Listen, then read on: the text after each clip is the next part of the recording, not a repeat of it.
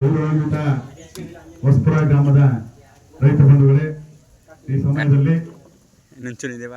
ಒಂದು ವೀರ ಯೋಧ ಸಂಗೊಳ್ಳಿ ರಾಯಣ್ಣ ಪಾದ ಕಮಲಗಳಿಗೆ ಪ್ರಣಾಮಗಳನ್ನು ಅರ್ಪಿಸುತ್ತಾ ಈ ವೇದಿಕೆಯ ಕೇಂದ್ರ ಬಿಂದುವಾದಂತಹ ವಲ್ಲೂರು ಪ್ರಕಾಶ್ ಅವರೇ ಹಾಗೂ ತಾಲೂಕಿನ ಎಲ್ಲ ಪದಾಧಿಕಾರಿಗಳೇ, ಗ್ರಾಮಸ್ಥರೇ, ರೈತ ಬಂಧುಗಳೇ ಹಾಗೂ ಅಂಬಳೆ ಶಿವಕುಮಾರ್ ಸ್ವಾಮಿ ಅವರೇ, ನಾವು ಯಾಕೆ ರೈತ ಸಂಘವನ್ನ ಸೇರ್ಬೇಕು, ರೈತ ಸಂಘ ಯಾಕೆ ಬೇಕು ಅಂತ ಯೋಚನೆ ಮಾಡಿದಾಗ ಬಂಧುಗಳೇ, ಗುಂಡ್ಲುಪೇಟೆ ತಾಲೂಕಿನ ಕೇಂದ್ರದಿಂದ ಸುಮಾರು 35 ಕಿಲೋಮೀಟರ್ ದೂರ ಇರ್ತಕ್ಕಂಥ ಹೊಸಪುರ ಗ್ರಾಮ, ಇಲ್ಲಿ ರೈತಾಪಿ ವರ್ಗ ಬರ್ತಕ್ಕಂಥ ಒಂದು ಪ್ರದೇಶ, ಉತ್ತಮವಾದ ಒಂದು ಜಾಗ, ಒಂದು ಪ್ರಕೃತಿಯ ಮಡಿಲಲ್ಲಿ ಬರ್ತಕ್ಕಂಥ ನಿಮ್ಮಂತವರೇ ಪುಣ್ಯವಂತರು ಅಂತ ಹೇಳಿ ನಾವು ಅನ್ಕೊಂತೀವಿ ಬಂಧುಗಳೇ.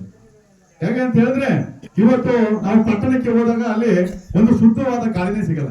ಆದ್ರೆ ಹಳ್ಳಿಲಿ ಬರ್ತಕ್ಕಂಥ ಒಂದು ನಮಗೆ ಇಲ್ಲಿ ಸಮಸ್ಯೆ ಏನಾಗಿದೆ ಅಂತ ಹೇಳಿದ್ರೆ, ರಸ್ತೆ ಇಲ್ಲ, ಕುಡಿಯೋಕೆ ನೀರಿಲ್ಲ.